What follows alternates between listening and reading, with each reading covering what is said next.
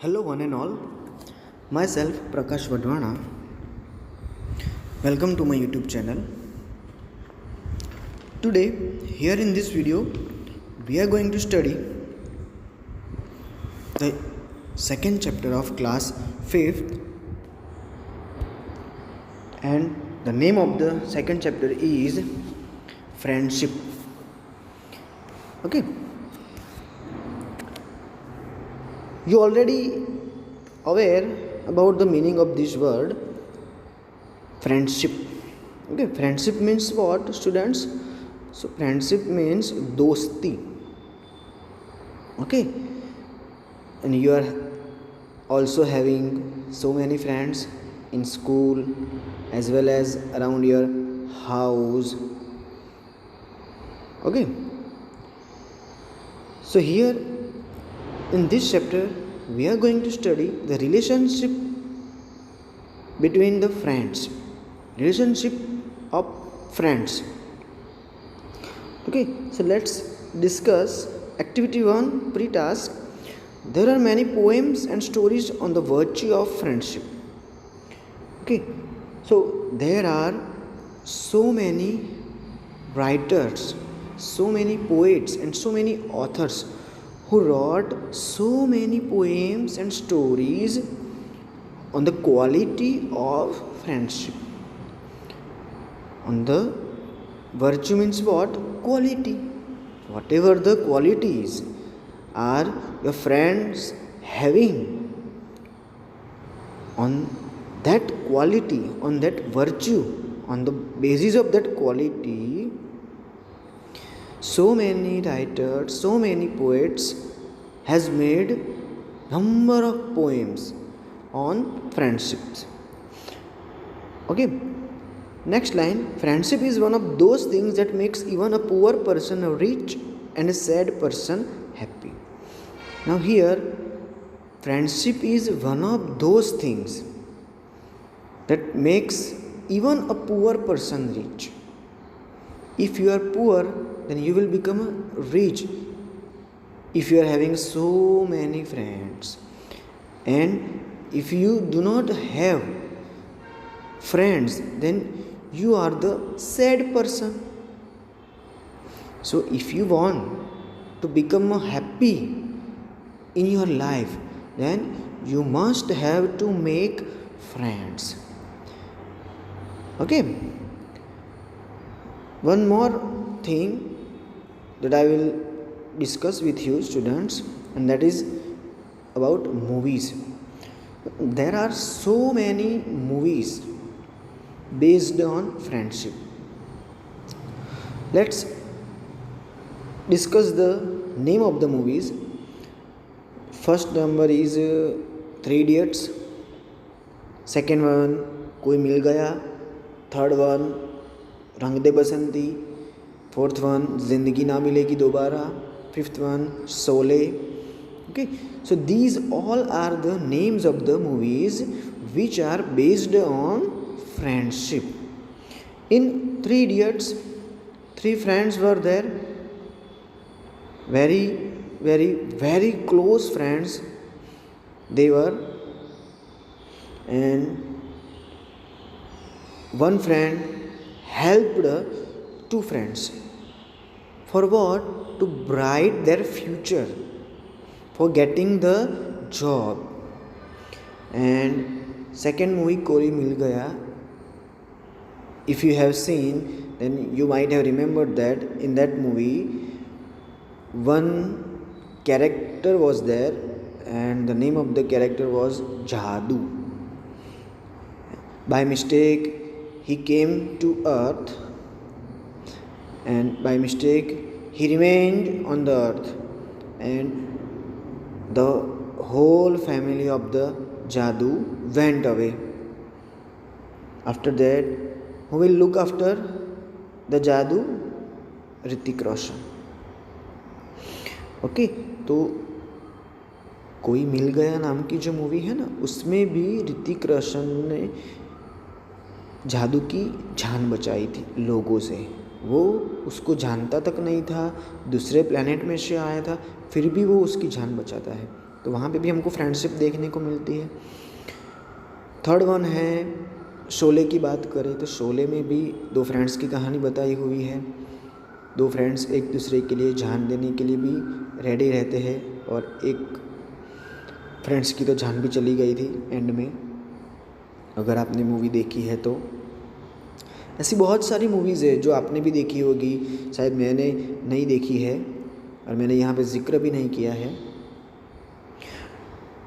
Next, बहुत सारी short stories भी है, बहुत सारी शॉर्ट स्टोरी भी फ्रेंडशिप के ऊपर लिखी गई है, शायद आपको पता होगी। If you know the stories of friendship then you can put in the comment box of this video. Okay, and still if you haven't subscribed my channel then please subscribe it and press the bell icon so that you will get the notifications of my next upcoming videos of standard 5th. Okay, now let's discuss the poem. The name of the poem is The Arrow and the Song, and this poem is written by Henry Wordsworth Longfellow. Okay, so what is the name of the poet, students? Henry Wordsworth Longfellow. Let's see in the picture.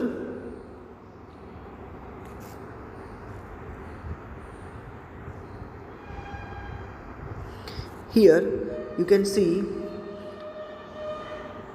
this is the picture of Henry Wordsworth Longfellow, who has written this poem, The Arrow and the Song, and this is an American poet. Okay, now next, arrow. Arrow means what? So during lockdown I think you might have seen Ramayan Mahabharat. तो Ramayan and Mahabharat में राम लक्ष्मण और राम भगवान की जो दो बेटे थे love and कुश, वो भी क्या चलाते थे? बोज एंड एरोज, धनुष बाण। सो हियर एरो मीन्स क्या है? बाण की बात हो रही है। एंड सॉन्ग मीन्स गीत, जो भी सॉन्ग हम सिंग करते हैं ना, वो song means sing. But here students, arrow का मतलब यहाँ पे बाण नहीं करना है और सॉन्ग का मतलब यहाँ पे गीत नहीं करना है, because this poem is a symbolic poem. इसका रियल मीनिंग जो हो रहा है ना, उससे दूसरा ही मीनिंग इसका निकल रहा है। That is why it is called symbolic poem. अब क्या सिम्बॉलिक पोएम, क्या सिम्बॉलिक मीनिंग निकल रहा है, देखते हैं आज। तो यहाँ पे arrow means harsh words, bad words. जो भी वर्ड्स जब हम गुस्से होते हैं तब दूसरों के लिए निकालते हैं हमारे मुंह में से, बुरे भले वर्ड्स, गुस्से में आकर हम ना बोलने वाली चीज़ भी लोगों को हम बोल देते हैं। तो वो जो बैड वर्ड्स है उसको एरो के साथ कंपेयर किया गया है। और सॉन्ग मीन्स जो गुड वर्ड्स हम बोलते हैं, प्यारे वर्ड्स, काइंड वर्ड्स, उसको सॉन्ग के साथ कंपेयर किया गया है। ओके, जो एरो है, एरो अगर हम किसी को शूट करते हैं तो उसको लगेगी खून निकलेगा, इसलिए उसको बैड वर्ड्स के साथ कंपेयर किया है। और जो सॉन्ग है, सॉन्ग अगर हम सुनते हैं तो हम क्या हो जाएंगे? खुश हो जाएंगे, हमारा मूड जो है वो अच्छा हो जाएगा। कई बार आपको भी सॉन्ग सुनने को मज़ा आता होगा मूवीज़ के, आप खुश हो जाते हो ना? हाँ, आपके भी बहुत सारे फेवरेट सॉन्ग होंगे। ओके, तो यहाँ पे सॉन्ग के साथ, सॉन्ग को किसके साथ कंपेयर किया गया है? गुड वर्ड्स, काइंड वर्ड्स के साथ। Okay, now let's discuss what is the exact meaning and what is the real meaning, what is the deep meaning, what is the true meaning of this poem. Okay, here in this poem, total 3 stanzas are there. Each stanzas have 4 lines. Okay, during the explanation, we will discuss past form, we will discuss the real meaning, true meaning of each and every stanza, and at the end of the poem we will also discuss the rhyming scheme of this poem. Okay, now let's start. I shot an arrow into the air, it fell to earth, I knew not where. Now here I means कौन student? Here I means Henry Wordsworth Longfellow. So poet said that one day I shot an arrow into the air. एक दिन मैंने air के अंदर एक arrow को shot किया. Now shot is the past form of shoot, छोड़ा हवा में. After that what happen, it fell to earth, वो अर्थ पे जाके गिरा. Now fell is the past form of fall. And I knew not where. Now knew is the past form of know, KNOW. कहाँ पे जाके गिरा वो मुझे नहीं पता है. तो पोएट ऐसा कह रहा है कि एक दिन मैंने हवा में एक एरो को छोड़ा, वो अर्थ पे कहीं पे जाके गिरा, लेकिन मुझे नहीं पता है वो कहाँ पे जाके गिरा. ओके, नेक्स्ट, क्यों उनको नहीं पता है? What was the reason? Let's see in the next line. For so swiftly it flu the site could not follow it in its flight. Okay, swiftly. Now swiftly means what? Very quickly, very fast. And flew is the past form of fly. Okay, so वो arrow की speed इतनी ज़्यादा थी ना, इतनी तेज़ वो हवा में गया कि उसकी साइट, उसका जो व्यू था ना, उसको मैं फॉलो ही नहीं कर पाया. Now flight means what? Flight means here journey of an arrow. जब पोएट ने वो एरो एयर के अंदर छोड़ा, उसके बाद वो कहाँ जा रहा है उसके पीछे पीछे अगर आप देखोगे ना तो नहीं देख पाओगे. क्यों? क्योंकि उसकी स्पीड इतनी ज़्यादा थी कि मैं उसको देख ही नहीं पाया, मैं उसको फॉलो ही नहीं कर पाया कि वो कहाँ पे जाके गिरा. Okay, now let's discuss the real meaning. Okay, अब जैसे यहाँ पे पोएट कह रहे हैं कि मैंने एक एरो को शूट किया, वैसे ही जब हम किसी भी इंसान के साथ बात करते हैं तो हमारे मुंह में से कैसे वर्ड्स निकलते हैं? खराब वर्ड्स निकलते हैं. Sometimes, not every time, sometimes we uttered bad words. When we are in angry mood, at that time we uttered sometimes bad words, unkind words. And it fell to the earth means वो जो words है ना, जो हमने बुरे words uttered किए, वो सामने वाले इंसान को कितना हर्ट किया, कितना दुख पहुंचा रहा है, वो हमको नहीं पता है. बराबर. तो यहाँ पे आपको समझ में आया होगा कि फर्स्ट स्टैंजा में एग्जैक्टली क्या कहा गया है कि अगर हम किसी के साथ बात करते हैं और अगर उसको हम गुस्से से कुछ बुरा भला कह देते हैं तो उसको बहुत ज़्यादा दुख पहुंचेगा, हर्ट होगा उसको, लेकिन किस हद तक उसको हर्ट हुआ वो हम देख नहीं पाते. अब एरो जो है, एरो अगर हम किसी के ऊपर चलाते हैं तो उसको खून निकलेगा, बराबर, और उसके बाद उसकी बॉडी पे उसके निशान हो जाएंगे. तो वो जो मार्क्स है वो विजिबल है, लेकिन जो वर्ड्स हमने अटर्ड किए हैं और जो दुख सामने वाले इंसान को पहुंचा है, उसको कितना दुख पहुंचा है वो चीज़ हम देख पाएंगे नहीं. वो तो इनविजिबल है, कितना दुख हुआ है वो तो हम देख नहीं सकते, लेकिन एरो से जो आपको इंजरी हुई है वो हम देख सकते हैं. ओके, तो आई होप आप लोगों को समझ में आ रहा होगा कि यहाँ पे क्या बात हो रही है. कंपेयर किया हुआ है एरो को बैड वर्ड के साथ. जैसे एयर निकला, सॉरी एरो निकला एयर के अंदर, वैसे ही हमारे वर्ड्स निकलते हैं दूसरे लोगों के लिए, और एरो हमको पता नहीं चला कहाँ पे जाके गिरा है, वैसे ही दूसरे इंसान को कितना हर्ट हुआ है वो भी हमको नहीं पता चलता है. Okay, next stanza. I breathed a song into the air, it fell to earth, I knew not where. Now next stanza, I breathed. Breathed means here sang, past form of sing. Now poet said that in this stanza, I sang a song into the air. मैंने हवा के अंदर एक song गाया. It fell to earth, I knew not, वो भी अर्थ पे जाके गिरा. कहाँ पे गिरा वो मुझे नहीं पता है. Same thing happen with the song. Okay, for who has sight too keen and strong that it can follow the flight of song. Now sight and keen, keen means sharp. किसकी इतनी तेज नजरें हैं, किसकी इतनी स्ट्रॉन्ग नज़रें है जो क्या कर पाएगा, ये जो सॉन्ग मैंने गाया ना, और उसकी जो जर्नी है, उसका जो पाथ है, फ्लाइट है, उसको फॉलो कर पाएगा.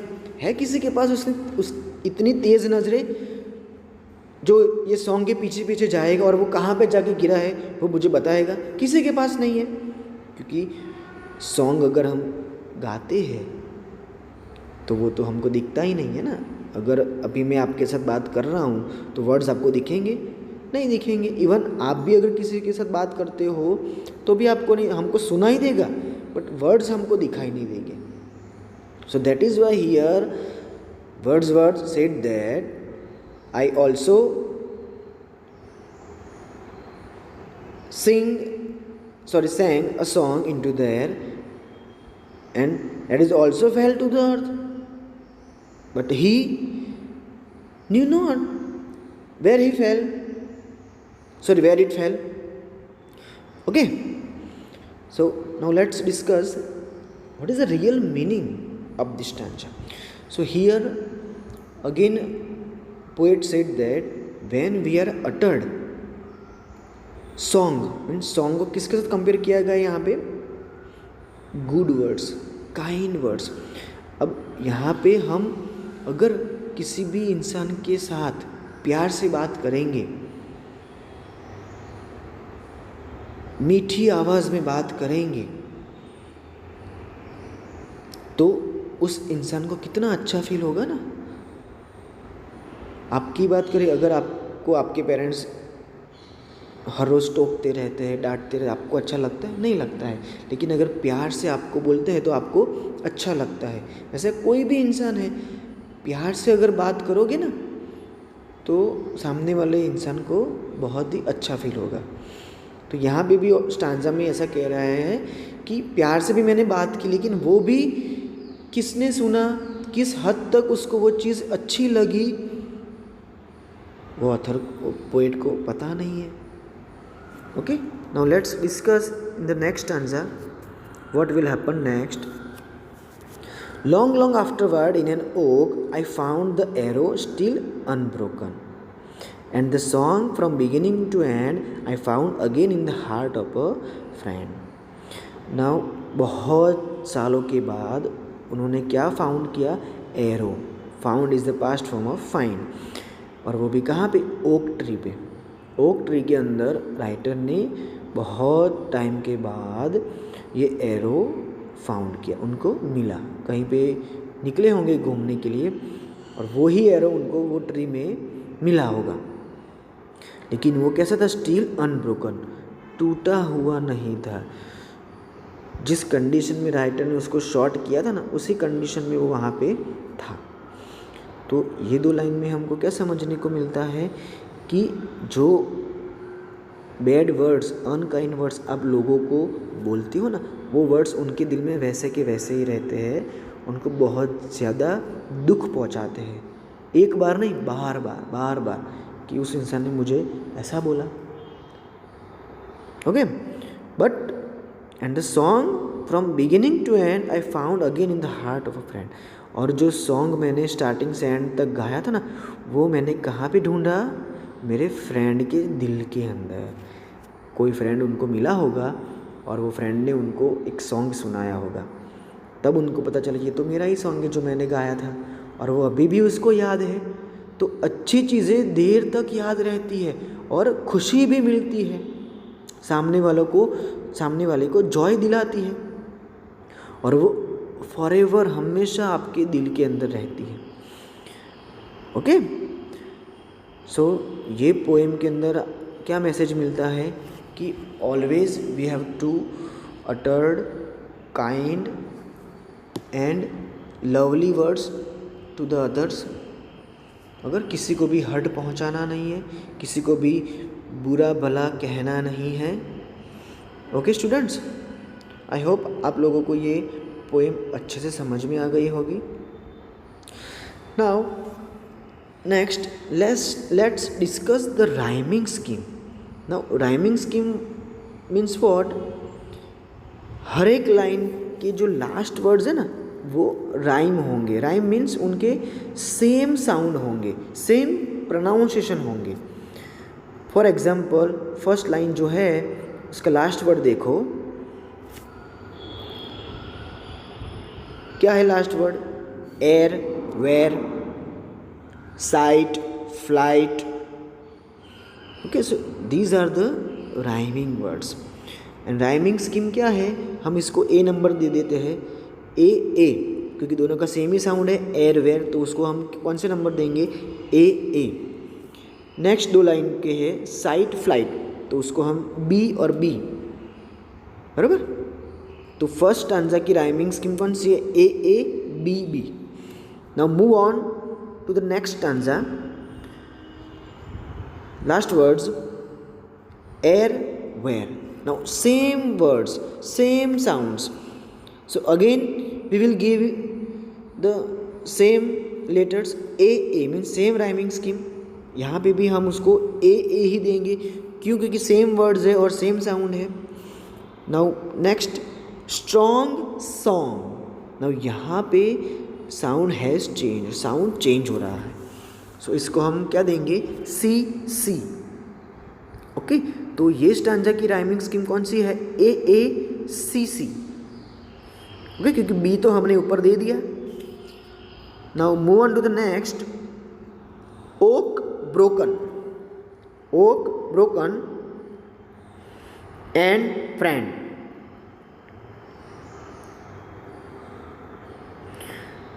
Now here two pairs of rhyme scheme, one is oak और broken, broke and friend. So here we will give C and D. Okay, so what is the rhyming scheme?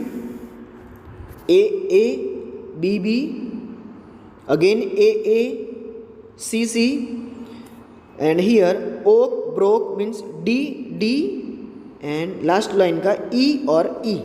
Okay, sorry ऊपर mistake हो गई थी, by mistake हो जाता है sometimes. So last stanza की rhyming scheme कौन सी है? Oak broke D and friend E। Okay, so these are the rhyming schemes of this poem. Now let's discuss one more small poem so that you will understand the meaning of this poem in a better way. Okay, and this poem is written by Ruby Redford.